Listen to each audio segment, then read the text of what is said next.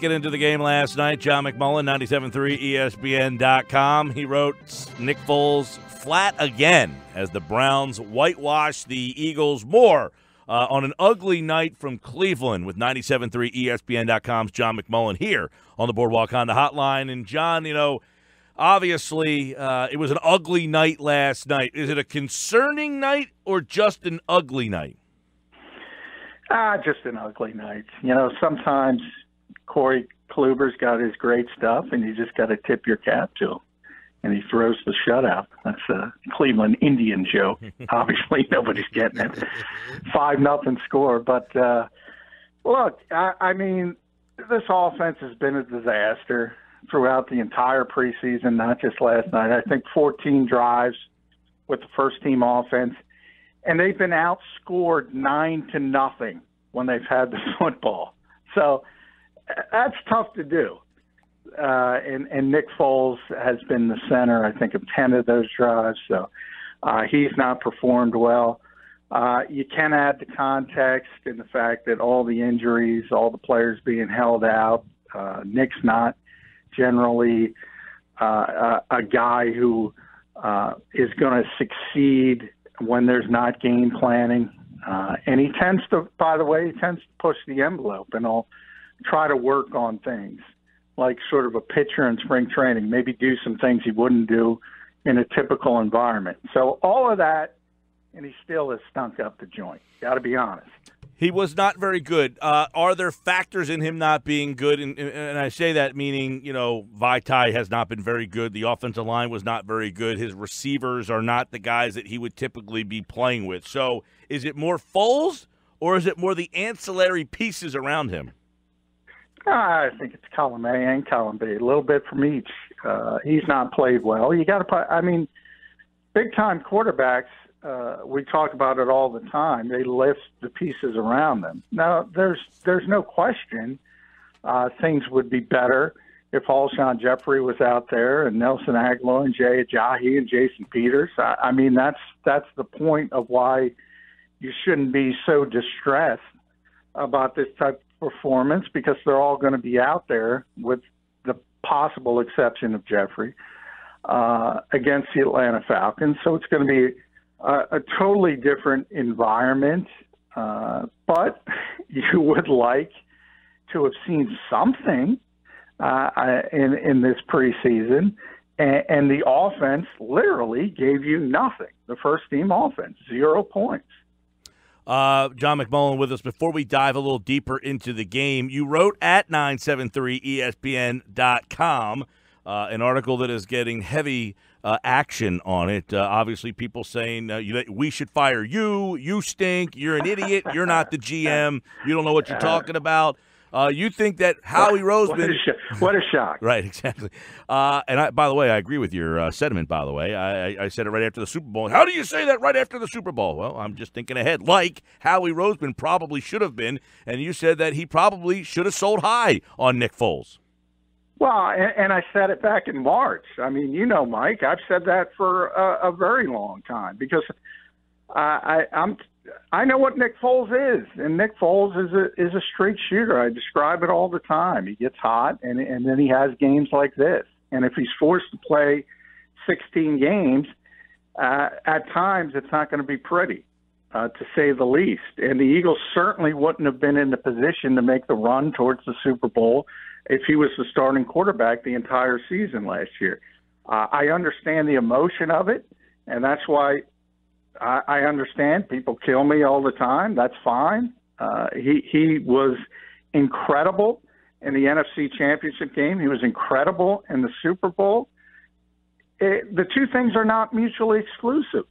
Those are 2 weeks. He happened to get hot at the best time possible, and he deserves all the accolades in the world for that. It doesn't mean he's a top-tier starting quarterback in this league. Everybody knows it, and anybody who doesn't know it is just being a fan.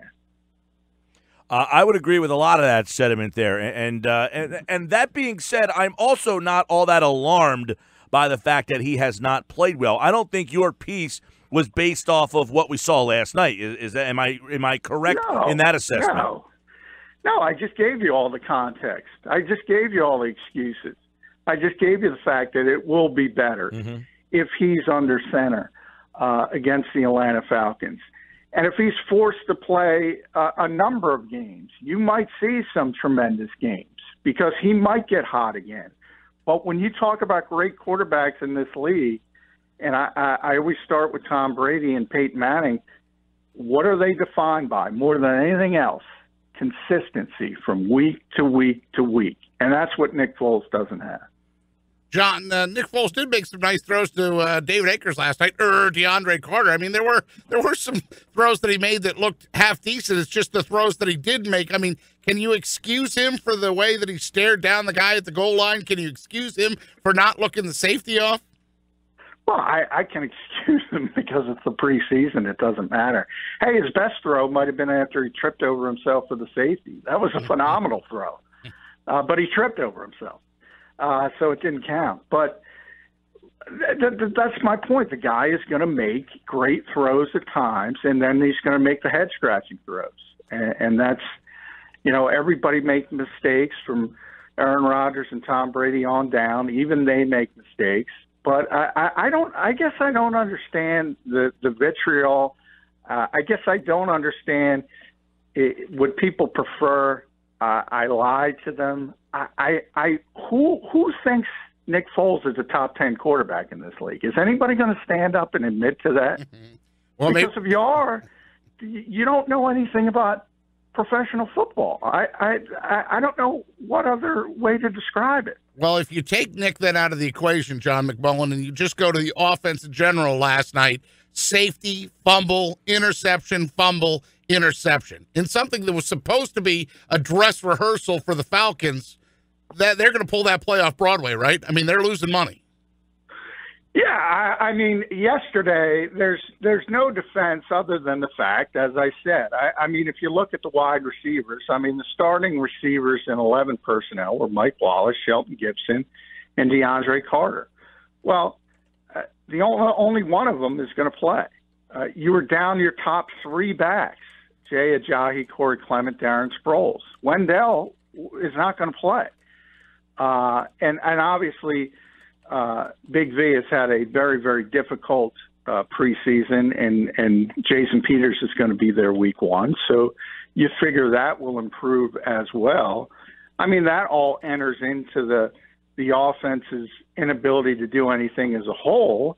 So it's fair to point out that context. But, as I wrote in my piece, right now, Howie Roseman is just like everybody else in Philadelphia should be, and they have their fingers crossed, hoping the doctors clear Carson Wentz. Where do you stand on Sudfeld, John? Because he had a good week the week before against the Patriots. Did he regress last night?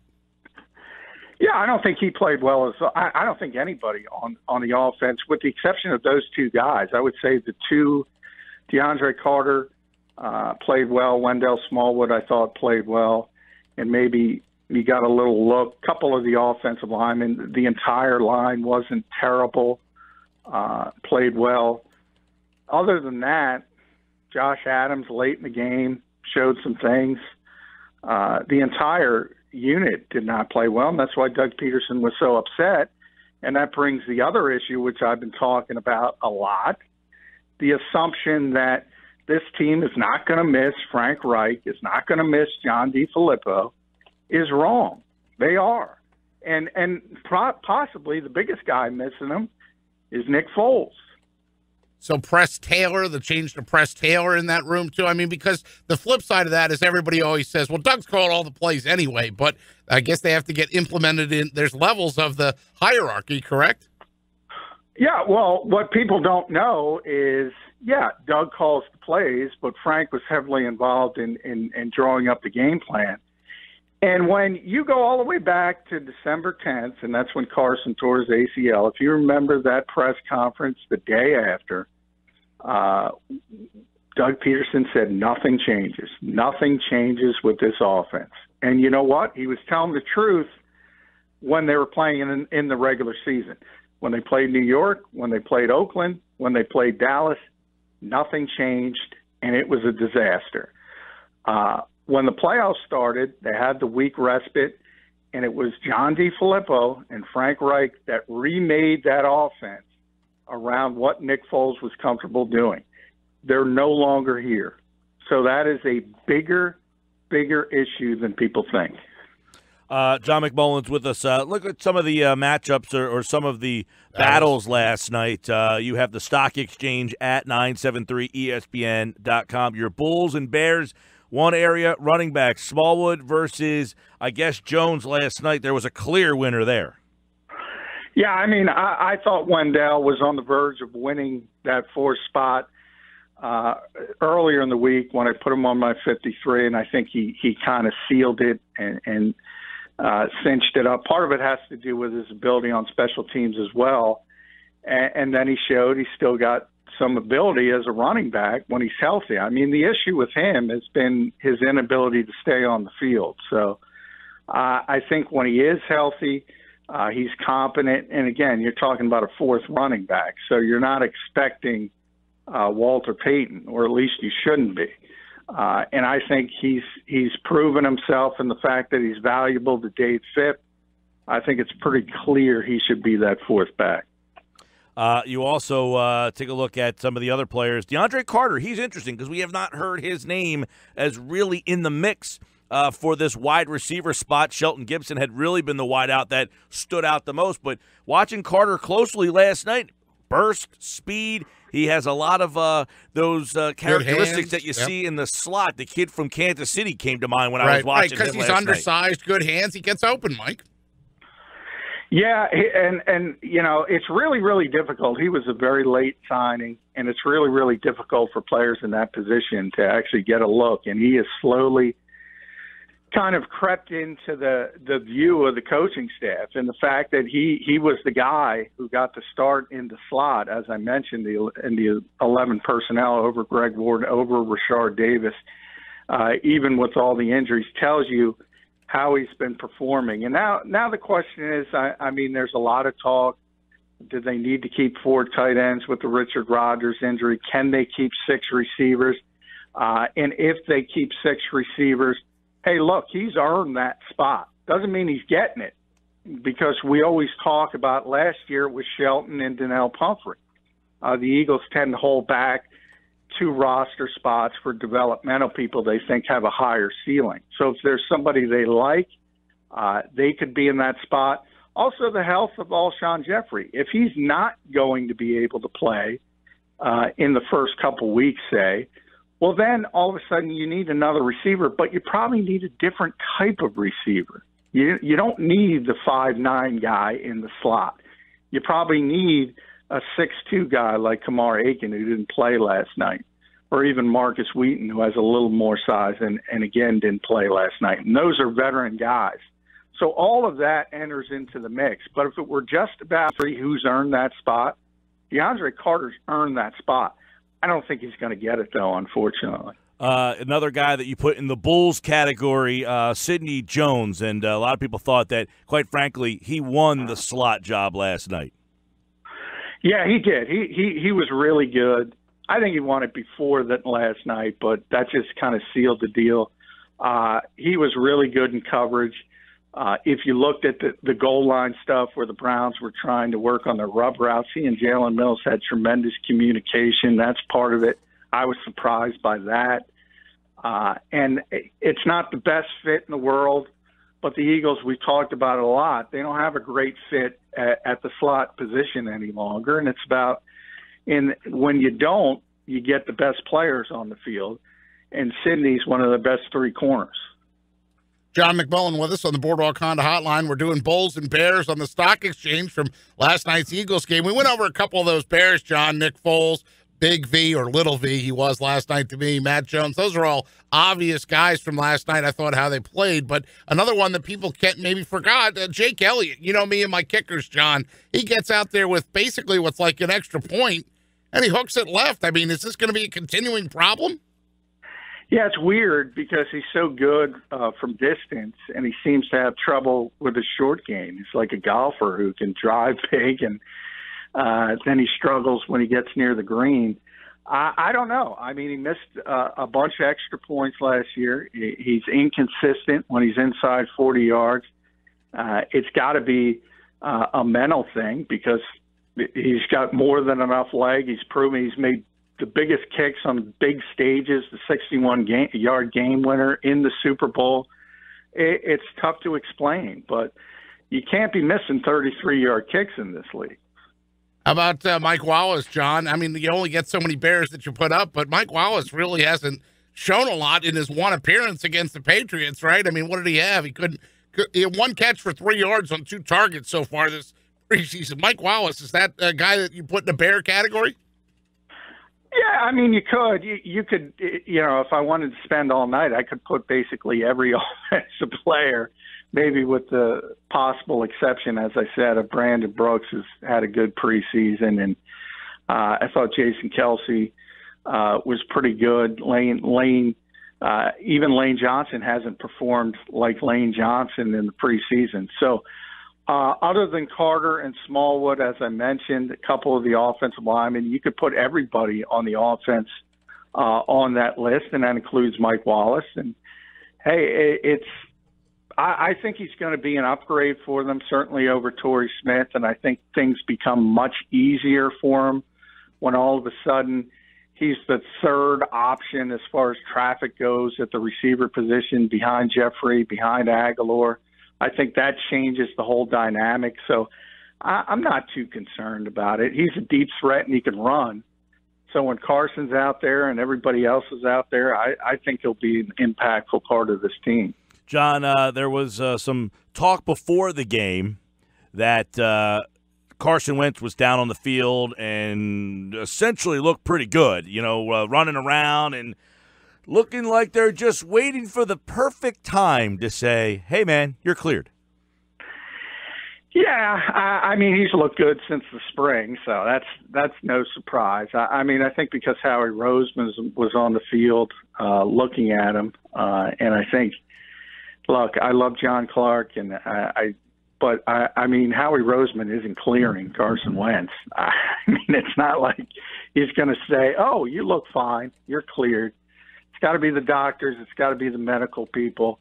And that's what it's all about.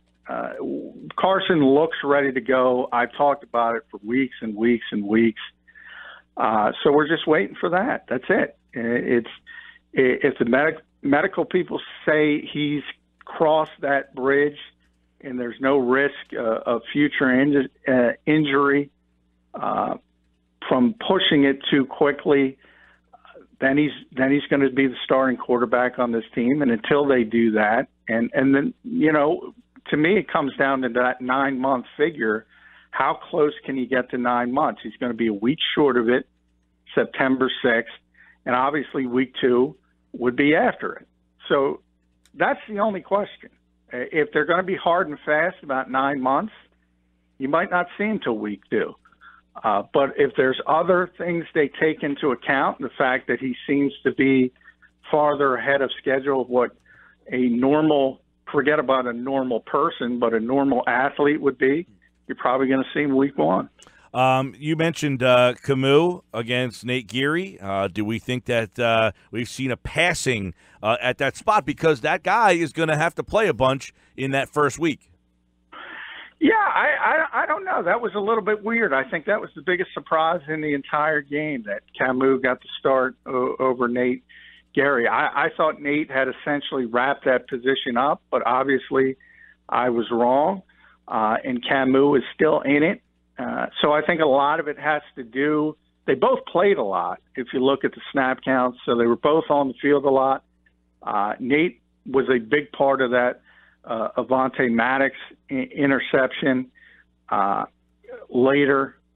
So they both had some good parts to look at in the film, and I imagine that's what it's going to come down to. Jim Schwartz looking at that particular film and saying which one performed better, and that's going to be the starter, because they're not going to play most likely in week 4 against the Jets. All right, a couple other things.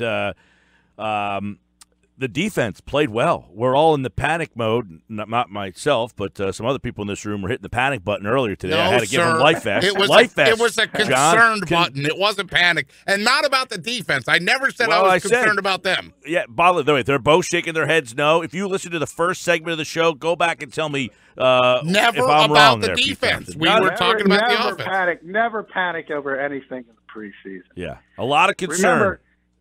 Remember, and now they're all denying it. I love this. No, I never said that there was concern. We did say concern. We didn't say about the defense. We said the offense.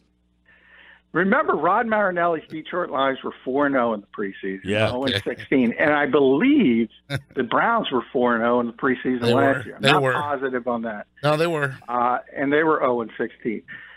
Preseason has nothing to do with anything. What you're looking at is individual players. So it's okay to say Big V has not played well.